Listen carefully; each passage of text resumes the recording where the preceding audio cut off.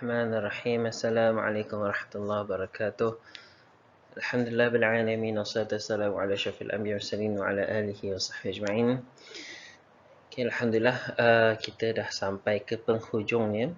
Okay, saya akan sharekan informasi sedikit dan summary sedikit tentang grammar yang telah kita belajar sebelum ni. Dinamakan sebagai khulasah, iaitu summary. So kita belajar dua jumlah, iaitu jumlah fi'liyah dan jumlah ismiyah. So saya masuk ke jumlah ismiyah dahulu. Jumlah ismiyah kita ada mubtada dan khabar. Mubtada maksud dia subjek, and khabar ialah predicate.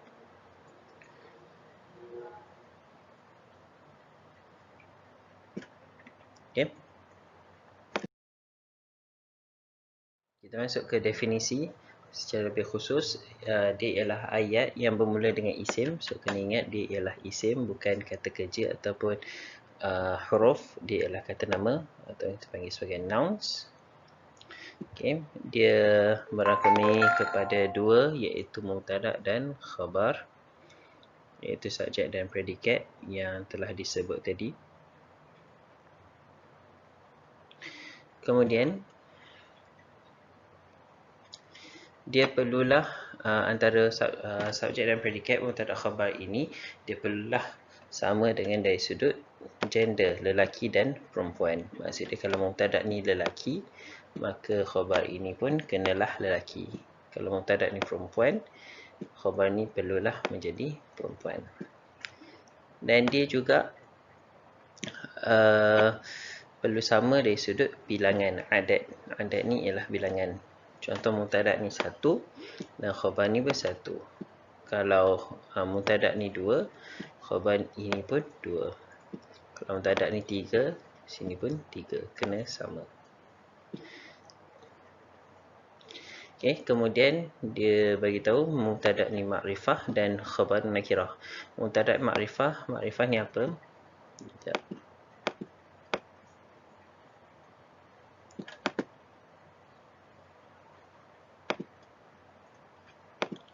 Makrifah ini ialah kata nama khas.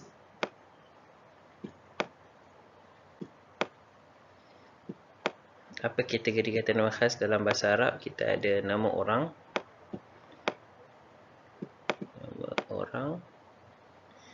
Kemudian kita boleh letak pertambahan alif lam.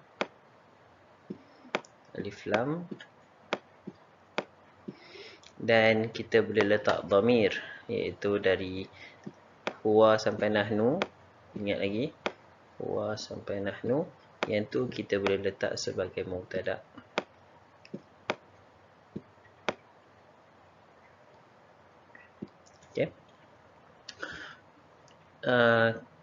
Khabar nakirah. Khabar ni kata nama am, dan kebiasaan dia tak ada alif lam, dan dia akan ditemani dengan tanwin. Tanwin baris. Tanwin dia sebagai ini. Contoh lain yang ni. Ini sebagai tanwin. Contoh ayat.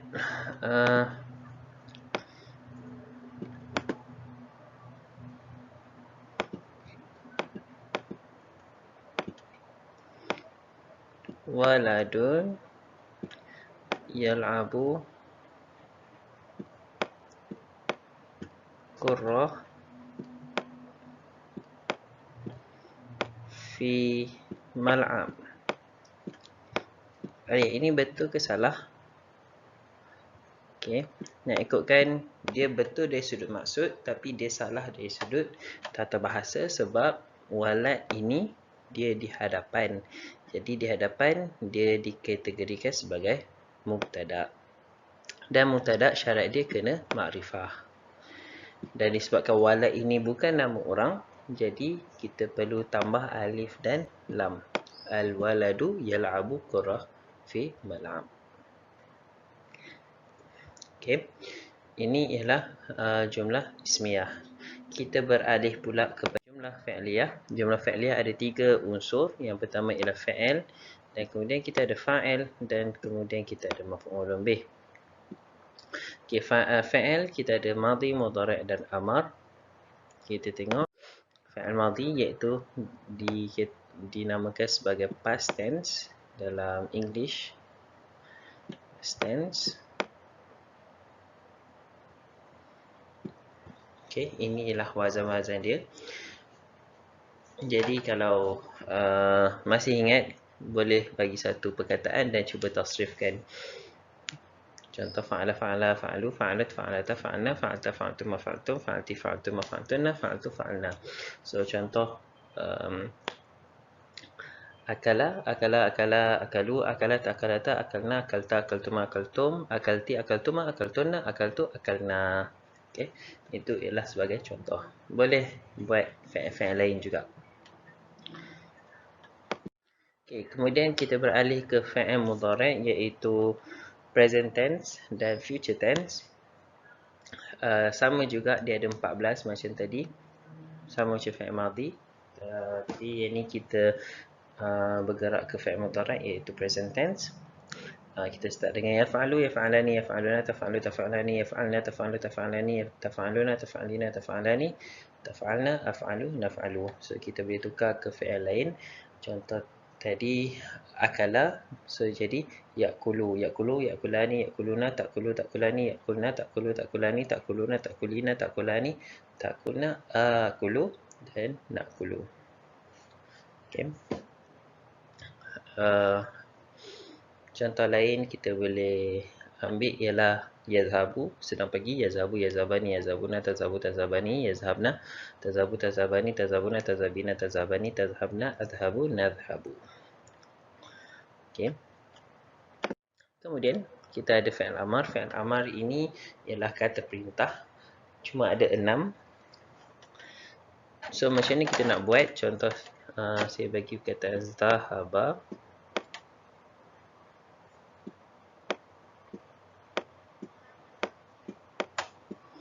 Lepas tu kita datangkan dengan fi'il mudhari' yadhhabu. Okay, macam ni kita nak tahu baris dekat, contoh dekat ha ini. Salah satu dia memang kena tengok kamus, sebab benda ini ialah benda yang diturunkan dari generasi ke generasi, dari zaman jahiliah lagi, dah lama dah. Jadi memang kena tengok. So contoh dalam kamus, bila tengok zahaba yazhabu. Okay. Kemudian macam ni kita nak buat ke fi'il amar. Kita buangkan ya ini, kita matikan ba. So dia akan jadi zai, ha dan ba. Okay. So zai ini mati. Tukar color sikit. Okay. Zai ini mati. Ha ini baris atas. Ba ini mati. Okay. Namun begitu, kita tak boleh nak sebut perkataan ini sebab kita tak ada sokongan. Jadi kita minta bantuan alif untuk support. Alif. Alif ni baris macam mana? Okay. Kita kena tengok baris ketiga. Kenapa ketiga? Sebab kedua ni mati. Jadi kita kena tengok baris yang ketiga ni. So kalau baris ketiga tu baris atas maupun baris bawah, maka alif ini akan berbaris bawah. Tapi sekiranya kalau huruf ketiga ini berbaris depan, jadi alif ini pun akan berbaris depan. So kat sini dia akan jadi idhab. Sebab ha ni baris atas, jadi mengikut kaedah dia, kalau baris atas ataupun baris bawah, dia akan, alif tu akan berbaris bawah. Idhab. Jadi idhab, idhaba, idhabu, idhabi, idhaba, idhabna. Okey, contoh lain, kalau berbaris, okey, kalau baris atas kita boleh ambil if'al. Kalau baris bawah tadi, baris atas juga kita boleh ambil idhab.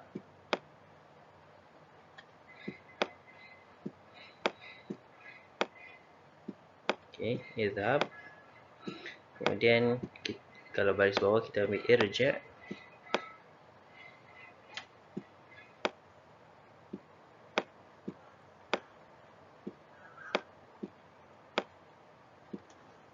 Dan kalau baris depan, contoh udkhul.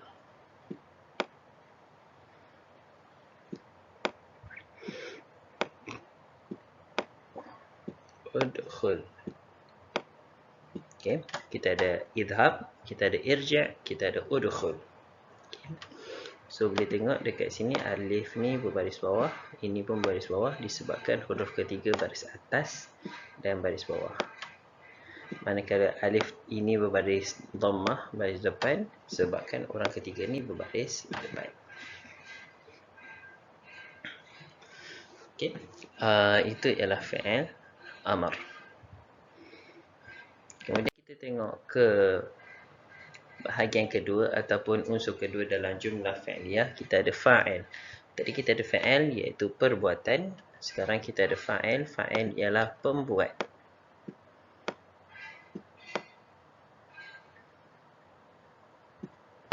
Pembuat apa tu? Pembuat ataupun orang yang melakukan perbuatan tersebut dipanggil sebagai fa'il. Okay. Jadi kalau fa'il biasanya pembuat. Okay, kita tengok tanda-tanda dia. Kita ada dhammah, kita ada alif nun, nun baris bawah, dan kita ada waw nun. Nun ini berbaris atas. Okay. Kita tinggalkan dhammah tu dulu. Kita tengok alif nun. Alif nun ini dia untuk musanna. Musanna ni maksud dia dua orang. Maksudnya yang pergi dua orang itu akan ada alif nun dekat perkataan tersebut. Dan waw nun untuk jamak muzakkar salim.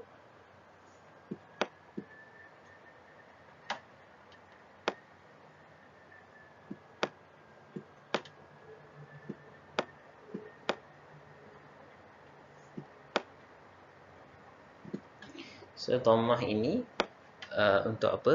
Untuk mufrad, muannas salim,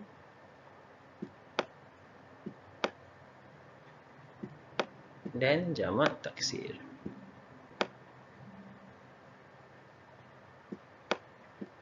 Okey, kalau dhammah ni ada tiga, untuk mufrad, jamak muannas salim dan jamak taksir. Kemudian kita ada alif nun untuk musanna, dan jamak muzakkar salim kita ada waw nun. Okey, kita tengok contoh. Dhahaba mudarrisu, telah pergi seorang guru. Okay, jadi seorang guru itu yang melakukan pekerjaan tersebut. Jadi kita klasifikasikan, kita letakkan dia di bawah fa'il. Jadi baris dia akan menjadi dhammah sebab dia berseorangan. Sama juga zahaba al-muallimatu, seorang guru perempuan telah pergi. Jadi sama juga dia akan berbaris dhammah. Dan kita tengok contoh zahaba al-qittu, seekor kucing telah pergi. Jadi dia pun berbaris dhammah sebab dia seorang. Walaupun dia bukan manusia, tapi dia masih menggunakan dhammah. Okey, kemudian kita tengok ke musanna. Musanna maksud dia dua. Jadi mengikut kaedah tadi, dia menambah alif dan nun. Betul? Jadi kita datangkan kata mudarris, seorang guru lelaki. Kita tambah alif nun, dia akan menjadi dua orang guru lelaki. Jadi dia akan jadi zahaba al-mudarrisani. Zahaba al-mudarrisani. Sama juga kalau muannas, zahaba al-muallimatani. Kita ambil muallimah, kita tambah je dengan alif dan nun. Muallimatan. Okay, sama juga berlaku dekat al-qittu. So bila kita nak gambarkan dua ekor kucing telah pergi, kita tambah sahaja alif dan nun. Zahaba al-qittani.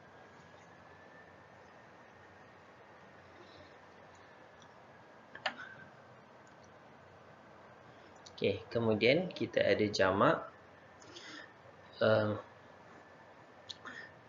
jamak kita ada 3, muzakkar salim, muannas salim dan jamak taksir. Okey, pertama kita tengok ke jamak muzakkar salim dahulu. Jamak muzakkar salim macam saya sebut tadi, dia ramai, lebih dari 2 dan dia untuk lelaki. Jadi kita tambah waw nun ke atas mufrad. So kita datangkan dengan mufrad al-mudarrisu dan kita tambah waw nun. So maksud dia guru-guru lelaki telah pergi. Kemudian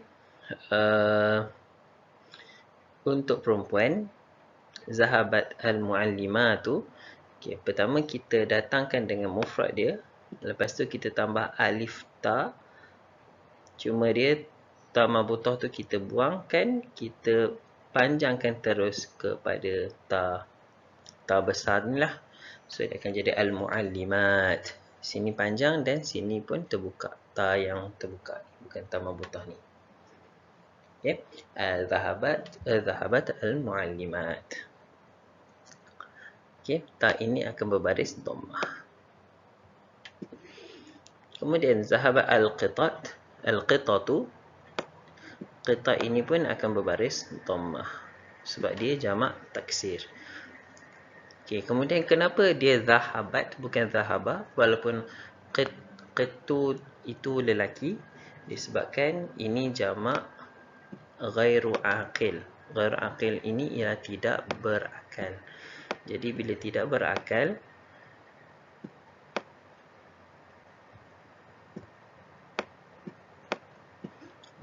berakal, maka kita akan menggunakan pakai kaedah muannas mufrad.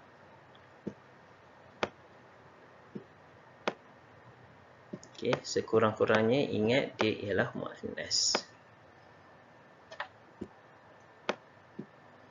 Jadi apabila dia muannas, maka kita letaklah ta di sini.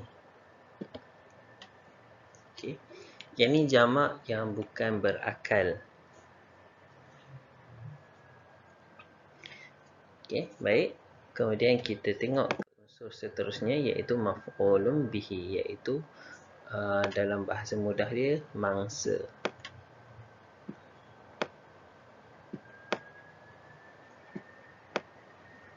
Okey, contoh Ahmad pukul Ali. Jadi Ahmad itu ialah fa'il, Ali itu ialah maf'ulun bih. Sebab Ali itu kena pukul. Jadi konsep dia sama, Ali itu maf'ulun bih. So kita tengoklah tanda-tanda dia. So tanda pertama kita ada fathah. Tanda kedua kita ada ya nun, nun baris bawah. Ketiga kita ada ya mati, nun baris atas. Dan kemudian alif ta baris bawah. Ta ini baris bawah. Okey.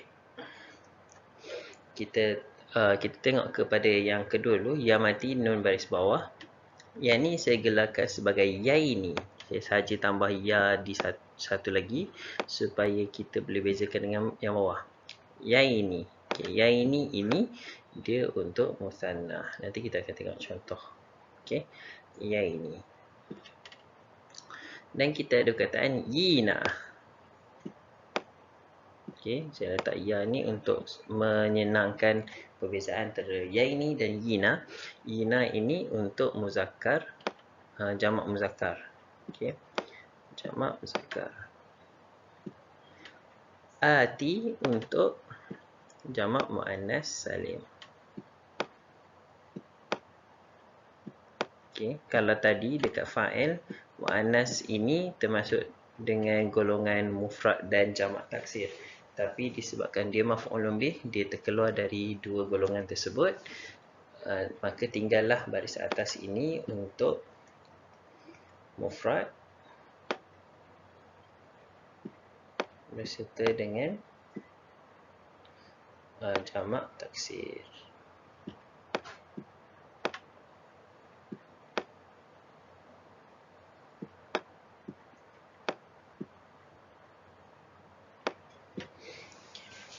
So kita tengok kepada contoh ayat yang disediakan. Okay, daraba mudarrisu at-taliba. Seorang guru telah memukul seorang pelajar. Jadi pelajar ini menjadi maf'ulun bih. Dia berbaris atas sebab dia mufrad. Okey. Ataupun an-naima, seorang yang tidur. Mungkin dalam kelas tu ada orang yang tidur, jadi seorang guru telah pukul orang yang tidur tersebut, maka orang yang tidur itu berbaris atas an-naimah. Sama juga dia diaplikasikan dengan muannas perempuan, at-talibata, itu seorang pelajar perempuan, ataupun orang yang tidur perempuan, an-naimata, talibata, naimata. Kemudian al-qit, kucing, daraba amdarisu al-qitta, seorang guru telah memukul seekor kucing. Jadi di sini pun akan berbaris atas. Okey, ini untuk mufrad. Kemudian untuk musanna, untuk dua orang, kalau tadi di fa'il kita tambah alif nun, tapi apabila dia jadi mangsa, dia akan tukar kepada ya nun. Jadi daraba al-mudarrisu at-talibaini, yang saya sebut tadi, ya ini itu at-talibaini. Jadi ya mati nun baris bawah, ataupun naimaini, ya mati nun baris bawah juga. Okey, kalau perempuan at-talibataini ataupun an-naimataini. Okey, beza dia dengan pertambahan ya nun. Okey, kalau dua ekor kucing, seorang guru telah memukul dua ekor kucing, dia akan jadi daraba al-mudarrisu al-qittaini, bukan al-qittani. Okey, kalau siapa kata qittani, salahlah dari sudut bahasa, dari sudut nahwu dia salah, sebab qittaini ini dia maf'ulun bih, tapi kalau al-qittani dia menjadi fa'il. Kemudian kita tengok pada jamak, daraba al-mudarrisu, disebabkan talib dia tak ada jamak muzakkar salim, jadi saya datangkan dengan jamak taksir, at-tullab. So at-tullab jamak taksir, dia akan berbaris atas, sebab dia tidak menerima ya nun ataupun alif ta.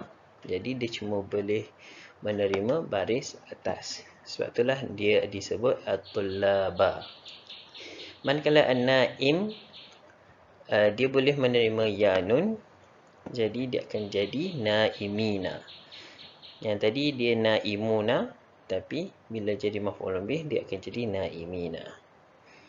Okay, mungkin akan ada orang tanya, macam mana talib ni boleh jadi tulab? Jawapan dia sama juga. Arab dah pakai sejak berzaman, dan benda itu diturunkan secara generasi ke generasi, maka sampai sekarang talib jamak dia menjadi tulab, dia tidak menjadi talibuna. Okey. Kemudian kita tengok ke perempuan, at-talibah yang tadi, dan bila dia jadi ramai, dia akan jadi at-talibat. Sama macam fa'il, tapi apa beza dia? Beza dia ialah baris. Yang tadi tu baris dhammah, yang ini baris bawah. Okey, sama juga dengan an-naimat, baris bawah. Kemudian kita bergerak ke ghairu aqil, yang tidak berakal, iaitu pasal kucing.